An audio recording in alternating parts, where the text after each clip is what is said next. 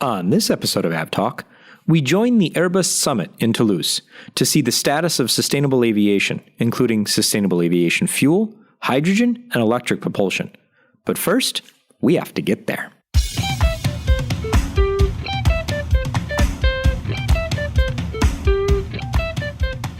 Hello and welcome to episode 130 of AvTalk, a very special episode. I am Ian Petchnick, here for the first time in person with Gabriel Lee.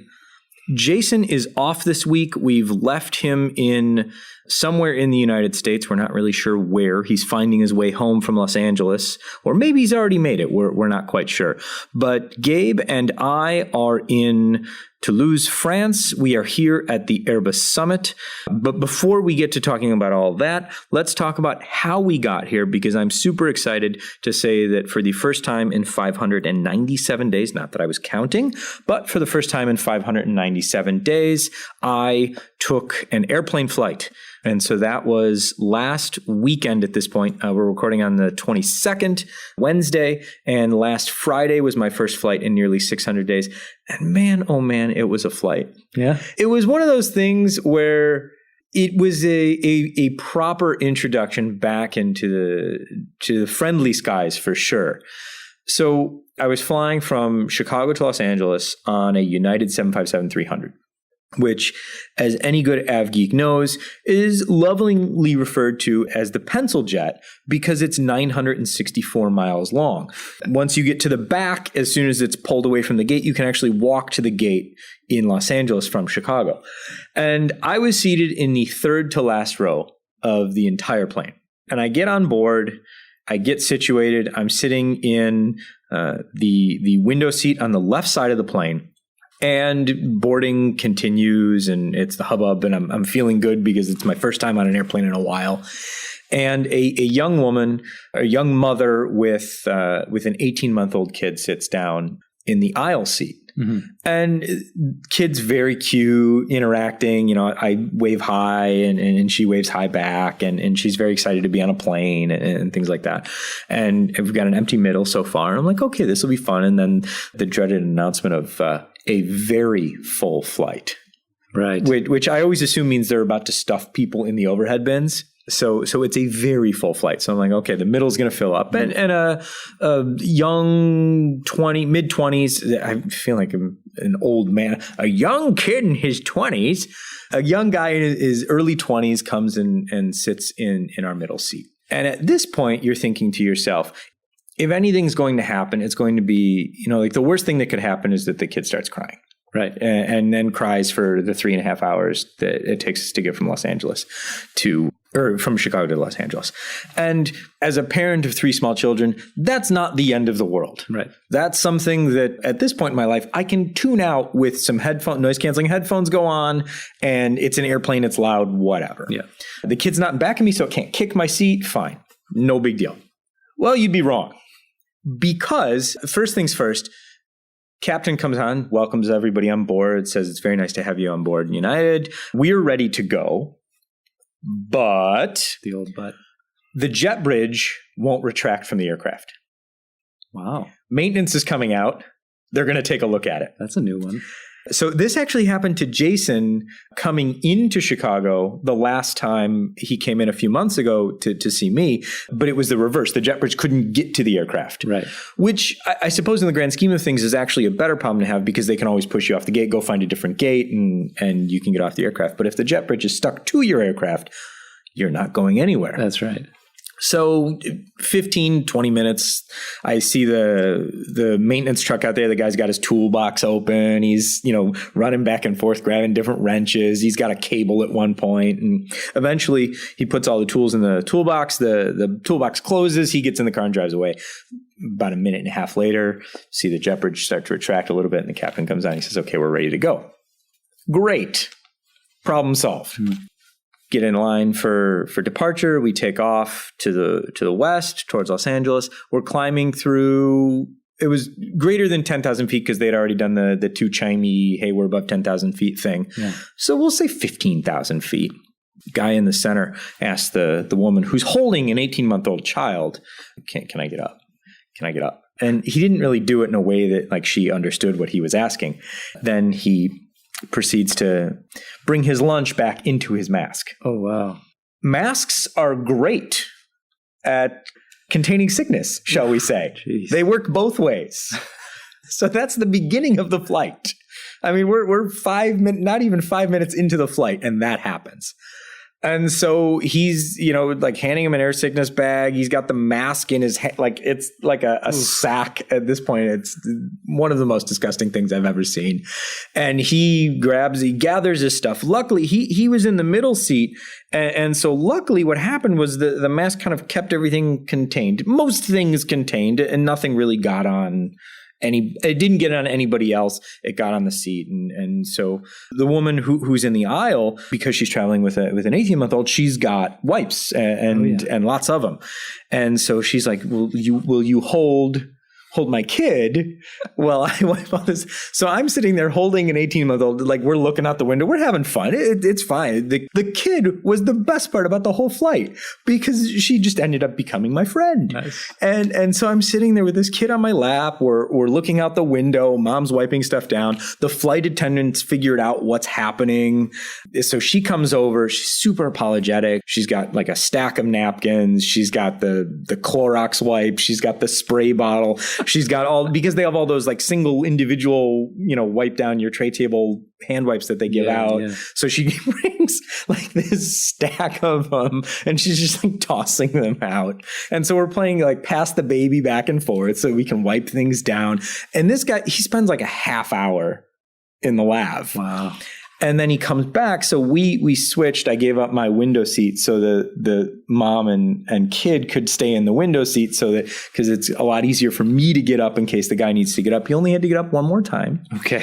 And so of course, like I'm like, in today's, like in my mind, I'm like, why are you like, I never wanted to like come out and say that, but I was like, why are you ill? Yeah, exactly. What is causing and he luckily, I mean, for me, I guess, and unfortunately for him, it was just the motion of the airplane and, okay, so you asked things him. like that. Yeah. I didn't ask him straight out, but he volunteered the information. It was like, are you okay? Do you need anything? And he was like, no, it's just motion sickness and I'll settle my stomach and then I'll be fine. Yeah. And then the rest of the flight. So I spent the rest of the flight with like one eye on him, being like, do you need to get and anytime, and he started to nod off at certain points. And then, when you fall asleep in an economy seat, you get to that point where your head, gets too heavy and then you hits your chest and you're up again. Yeah. And so every time he did that, I'm like, you need to get up. Are you okay? Do you need to get up? And so it's just like one of those things, like my first flight after 18 months, a pandemic, and all of that happened. But I will say that the crew was amazing. That's great. They were just like, what do you need? How can we help? Let's get everything cleaned up. They made sure that the guy was okay, that he had like the ginger ale and Sprite or 7-Up or whatever they serve that he needed. And, do you need some crackers or something like that? And I was really impressed with how they handled everything. It was not, I mean, I'm sure they've seen far, far worse. Yeah. But even still, like it's not something you want to deal with. So then I got to Los Angeles, and that was fun because it was actually fun. Dorkfest was great, and I'll do the brief details on this episode, and Jason and I can talk a bit more detail about what we did. But I will say that it was amazing to see everyone. I didn't know how well it was going to be attended this year because 2019 was very well attended, lots of great prizes, lots of great events. And this year, the only event that was taking place was the actual Dorkfest because all of the other event spaces where people normally go are either closed or capacity restricted or people just didn't want to deal with, going indoors in certain places. Right. And completely understandable. And so I didn't know how well it was going to be attended. But then Brett Snyder, the Cranky Flyer, was doing a raffle for Avelo tickets. Not tickets, but a tour of their aircraft at Burbank. Huh. And he had nearly 100 respondents for the raffle. And you had to be there because it was that day. It was like Dorkfest. And then the tour was going to be right after the thing. The tour didn't end up happening, but that's a different story. But so you figure almost 100 people, that's pretty pretty well attended. And there were well over 100 people at Dorkfest, people from a lot of places. Unfortunately, not too many international folks that were already here that are international to begin with, but people from all over. It was really good to see people that I hadn't seen in well over almost in some cases 2 years, because the last time I saw them was at Dorkfest 2019.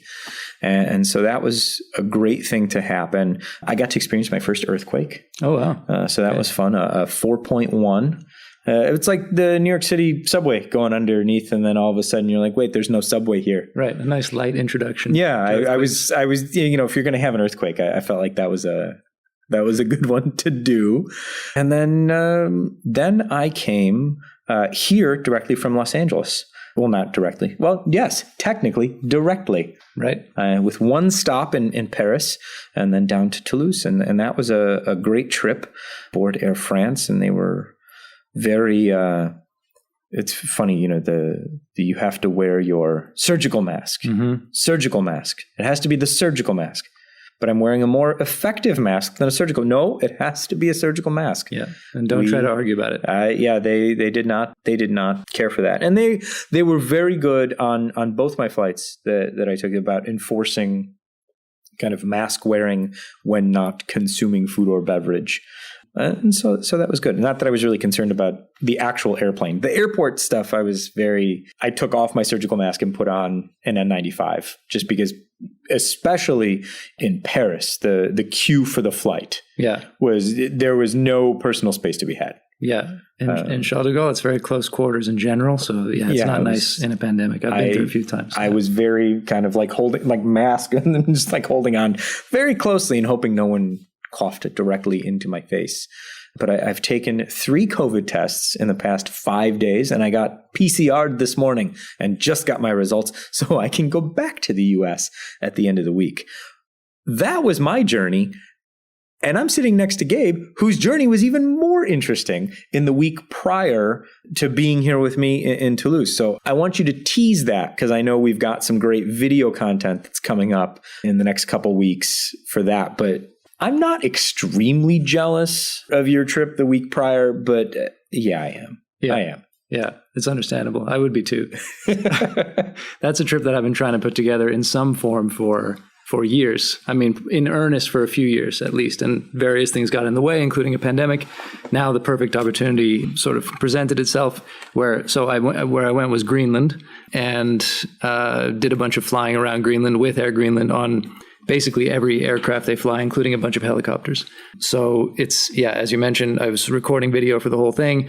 The biggest problem now is figuring out how to make it into a nice few packages, how to organize it, because there's so much great stuff.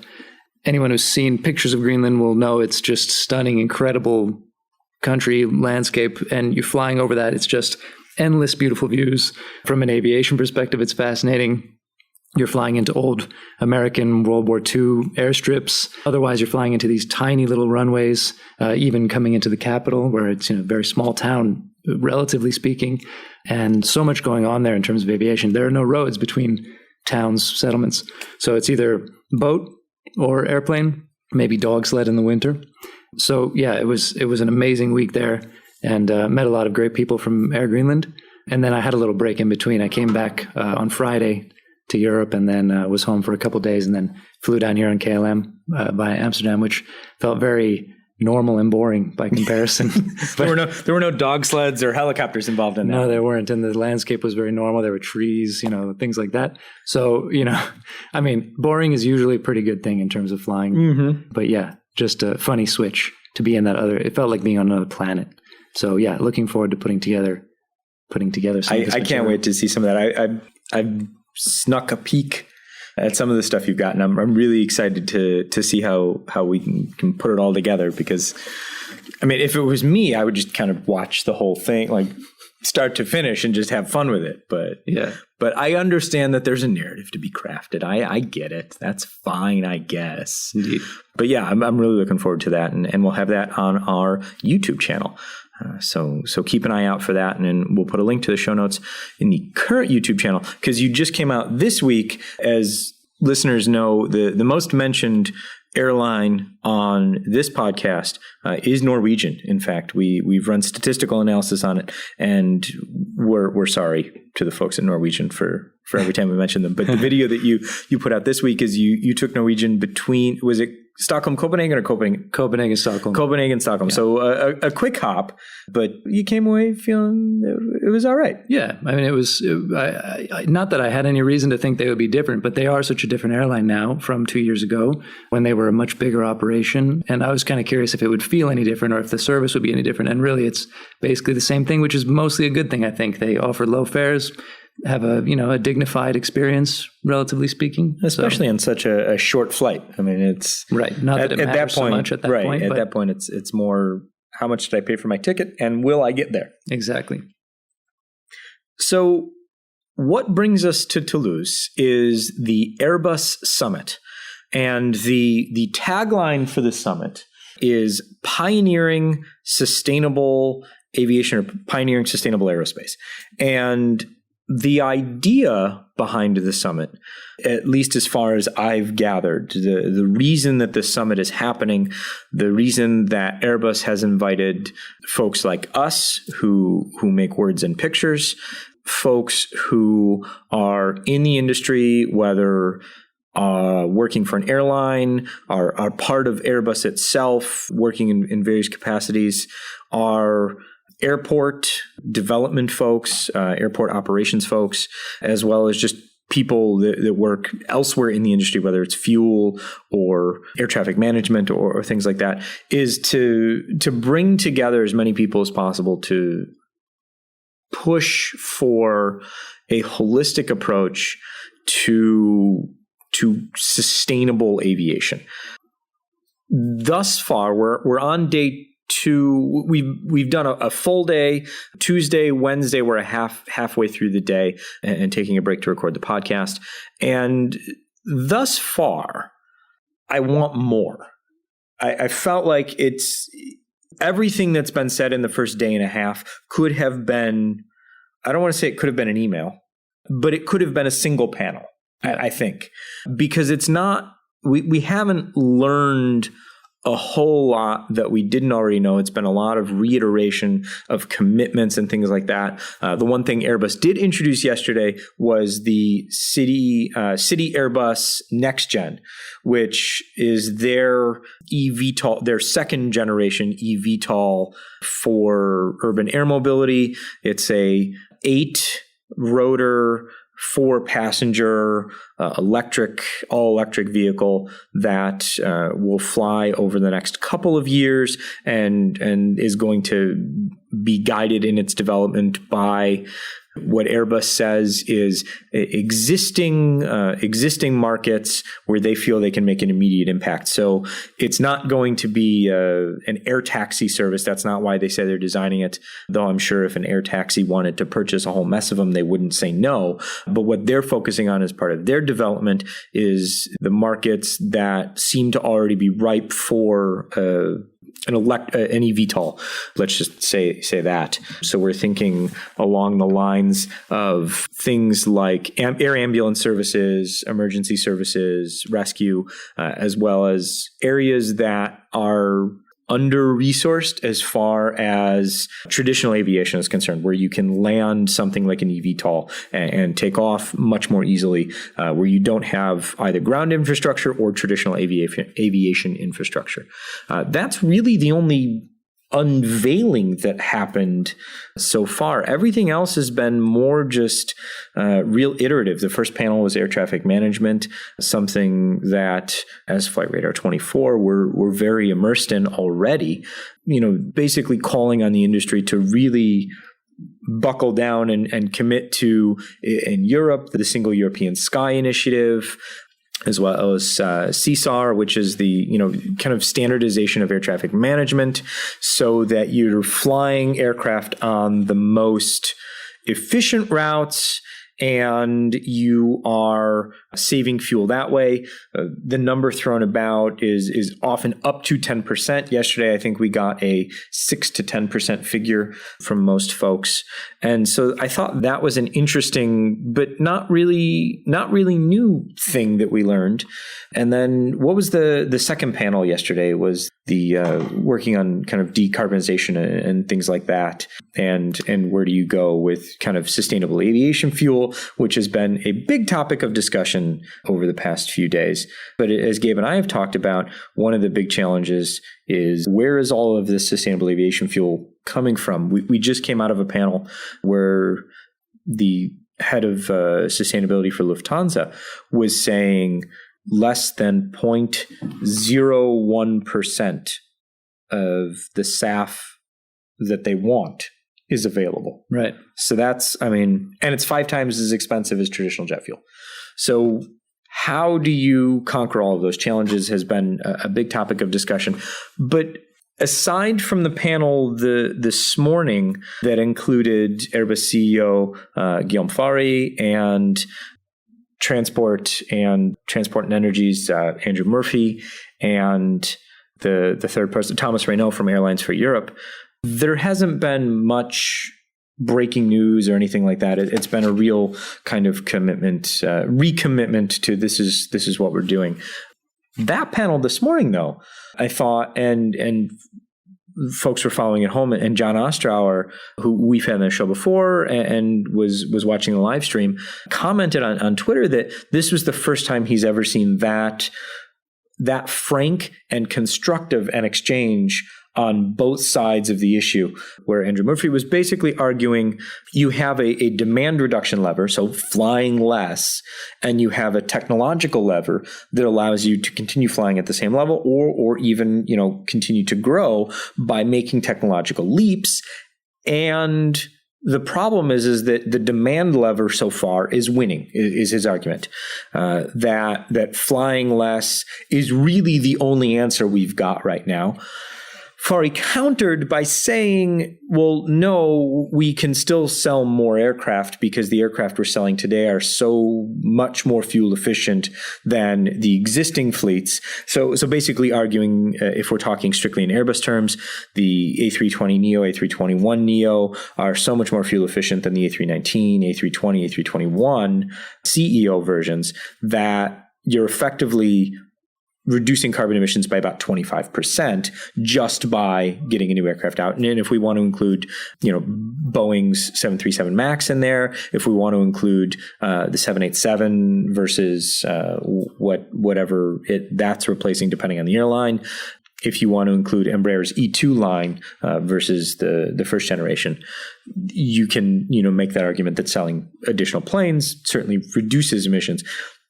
But if you're also selling new planes and growing the number of planes in the fleet overall, you're not actually reducing the emissions. So to Murphy's point, I think he's, unfortunately, as a fan of aviation, I think he's right. But fortunately, it sounds like everything we've heard this week, it sounds to me like Airbus is actually committed to not necessarily solving this on their own, because that's been one of the themes this week is that they can't do it on their own. Yeah.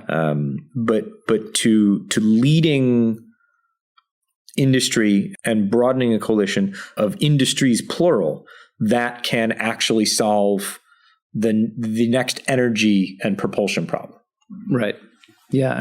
I think a lot of this is maybe a little dissatisfying because a lot of it is kind of abstract. A lot of it is down the road. It's important that companies like Airbus be talking about this and committing to this. And I do agree. It's not just empty PR. It's real. They want to do this, and they realize that it's an existential question eventually for aviation to move into a much more sustainable mode.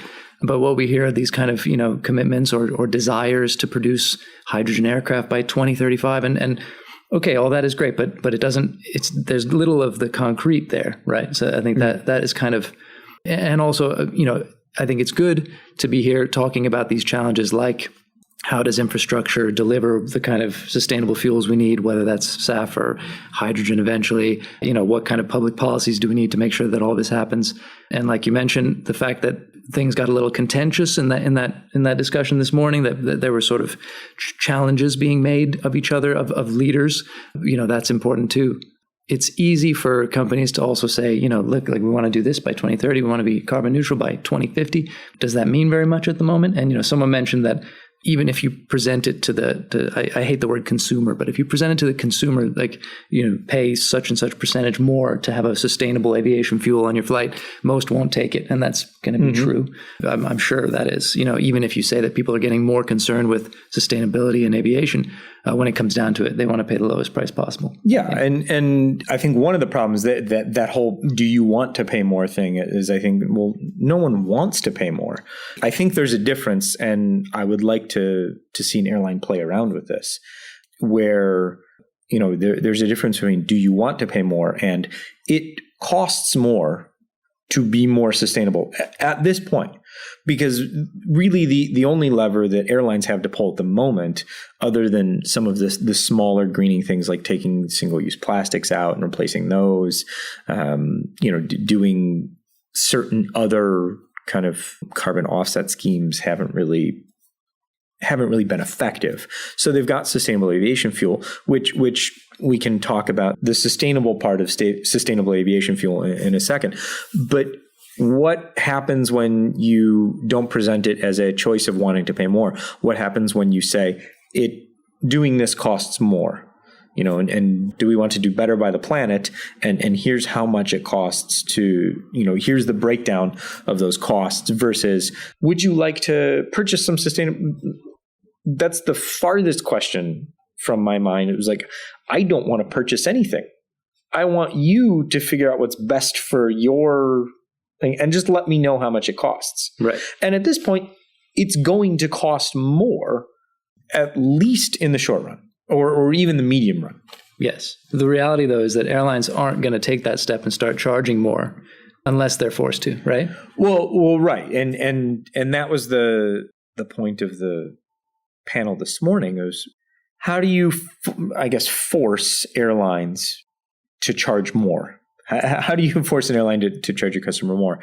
Because airlines certainly don't want to do that. But by the same token, a lot of the airlines have recognized that sustainable aviation fuel is one of their paths forward to whatever comes after these, we'll call them conventional aircraft at the moment, and what happens when you reach whatever is next, whether that's electric or hydrogen, or we figure out, one of the questions today that I thought was interesting was the question from one of the journalists from a German magazine about using lasers to beam energy to aircraft already in flight. I like that. So that you didn't have to store any of the energy in the actual aircraft. And then you could make them light and there would be no... He must know more than I do. Yeah, maybe he knows something we don't.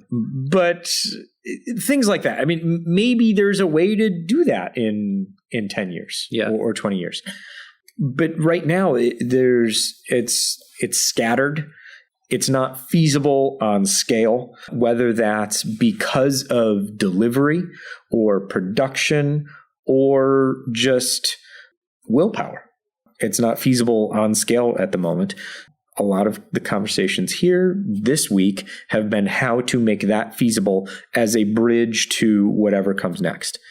And it's interesting that a lot of it is about, naturally Airbus wants to focus on Airbus's own innovations and what they're pursuing. And I have no doubts that Airbus, alongside many other great aerospace companies, can come up with all kinds of great technological innovations. But I think one takeaway for me from this is that without maybe a combination, but mostly from governments, public policy leading to massive investment in infrastructure, in new technologies, in R&D, and also whether it's incentives or penalties to force the companies and the consumers alike to accept that this is going to be what it costs and this is what we need to do, because otherwise aviation can't stick around at some point. Right. The question that I asked about, because Sustainable Aviation Fuel is on every banner of any, we're going to power this aircraft on Sustainable Aviation Fuel. If you ask Airbus CEO Faury about anything, one of his main talking points is all of the aircraft that we deliver today are certified for 50% SAF right now. Right. Great. But then you have Lufthansa sustainability chief saying, well, there's 0.01% of the SAF we need available.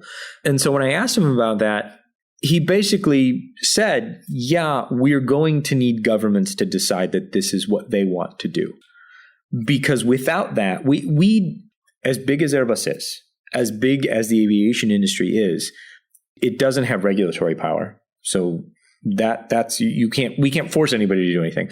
But also, we just don't have the funds. We can do research and we can develop technologies and we can say this is what we think is the most promising. But without the backing of governments saying, yes, sustainable aviation fuels, this is the way to go. Yes, hydrogen. Yes, electric. Yes, moon lasers or something. Like without a governmental kind of okay or push, whether that comes in the form of a carrot or a stick or both, probably both, it's not going to happen at scale. So I think a lot of the focus this week has been on finding ways to present a united front to get that to happen at scale. Right. To convince governments, this isn't obviously not the stated intention of this particular event, but it seems to be the underlying, it's definitely the subtext of the event. Convincing governments, Airbus, so European governments, that cooperation on making aviation non-carbon based is going to require a massive push and an intervention at a European level. And actually that it would in the end need to be global as well, because for example, they often raise the point about these taxes, sort of sustainable aviation taxes that we've seen in Europe that airlines hate, of course, for obvious reasons, and that it disadvantages them compared to, say, an airline based in Turkey or wherever else, or the US. So, if you're going to take that route, that you need a sort of global agreement, that you need that level playing field. In addition, I think you need that global agreement that we need to invest in this, we need to put real money behind this, and we need to all be behind it, right? Yeah, I think it was in at least two of the panels today, we're talking about a global level playing field. And basically, taxes, this coming from an industry, the airlines for Europe, taxes are bad. Okay, setting that aside, if they're unevenly applied, that is potentially and quite accurately true because you don't have that level playing field. I mean, and the conversation this morning was certainly centered in Europe as we're at Airbus, but there was also a healthy portion of the conversation centered on the US and what's happening there, and then also China. And Faury argued that unless the US, Europe, and China are basically on the same page as far as what the goals should be and what the timelines should be for those goals, you're not going to have progress. And that seems rather unfortunate, given the fact that the US seems 98% all in on sustainable aviation fuel and is kind of discounted, at least Boeing has discounted hydrogen, not discounted electric, but shuffled it off to one side. So I think there's a lot more to come, at least this afternoon, and we'll fill you in on that either next episode or check out for a blog post on our blog. But I think one of the big takeaways here is that we all need to get on the same page and push for whatever comes next. And at Airbus, that's obviously they're putting their chips on hydrogen and electric. They say that hydrogen is most likely going to be the first step in regional aircraft.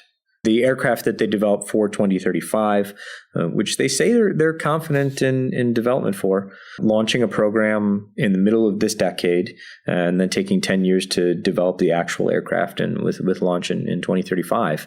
That'll be a regional aircraft, whether it's a regional turbofan, turboprop, or something in between, who knows? But it'll start there. So we'll see sustainable aviation fuel, maybe, or just regular jet fuel, unfortunately. Maybe, I don't know, long past 2035. Yeah. So that'll be, I think the X factor in all of this is what happens in the next 10 years to prepare aviation as a whole for whatever comes next. The last 10 years would have been a great time to work on this, though. Exactly. Yeah. But or the last 20 years. At least they're doing something now, sort of. At least the conversations are being had. Yeah, it's everything. That's the weirdest part about this week. It's these conversations are great. They're necessary. It feels like something's actually in the works this time, but it all feels, and the head of Airbus Space, the head technologist leader, he wasn't the head of Airbus Space and Defense, but the head of Airbus Space was basically goes, if I'm being pessimistic, there's nothing we can do. And that was kind of a punch in the gut. But, he goes, but I'm an optimist. And I think that, doing all of this now is better than, not doing it. And certainly Andrew Murphy from Transport and Energy shut down one of the questions about, well, what happens if we can't? And he goes, well, the science is clear that we can do something, so let's do whatever we can. Yeah. So, it's better now than never. But it all just feels like this conversation would have been 10, 20, 100 times more productive 10 or 20 years ago. Yes, for sure. On the fun side of all this, I loved what the test pilot we were talking to was saying. Do you remember his name? Yeah, Marcel. And Marcel. Malcolm was the test pilot. Malcolm, yes. Yeah, he was fascinating. And, test pilot's obviously very fascinating, but also because he's working on all these questions now, as he was talking to us about, there's so much that you can sort of rethink or reimagine potentially if you're looking at new power plants, an electric engine. All of a sudden, it might change how you present the thrust levers in a flight deck, that it might be completely different. What's the best way to now control the thrust if you have instant power that you didn't have before? Things like this, which must be so fascinating to be working on as he's, trying out all these new things and figuring out what works. And well, I can say at least that I'm sure there are many more like him here, but he's certainly an asset to this company. He was fascinating to talk to.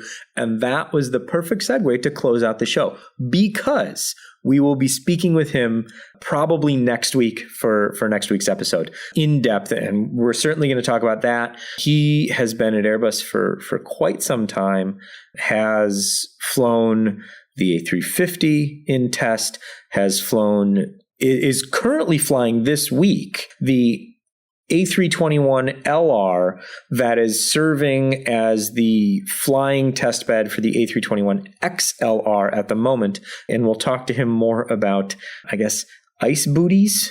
Ice ships. Ice ships, yes. But it was like giant Velcro patches. It looked like big pieces of heavy sandpaper strapped to the leading edge of the wing and some other spots too, to simulate ice buildup. So we're gonna talk with him hopefully next week or at least in a few episodes' time. So stay tuned for that. He's a fascinating person to talk to, and we can't wait to share more with you. But for now, we'll leave it there. We're gonna get back to the next panel and see what else we can see from this. And then today's Wednesday, tomorrow Thursday, we're actually going to go and visit the final assembly line for the A350 and the airspace cabin mock-up center, where customers that are about to spend hundreds of millions, if not billions of dollars on aircraft go to design the interior of the aircraft that they want to see. So obviously that won't be in the podcast for this episode, but check out the blog where we'll have photos and a write-up, and I'm sure we'll have some video up on our YouTube channel as well. regarding that. So until next episode, we'll leave it there. Episode 130 of AvTalk from Toulouse, France at Airbus. I am Ian Petchnik, here with, for the first time, Gabriel Lee. Thanks for listening.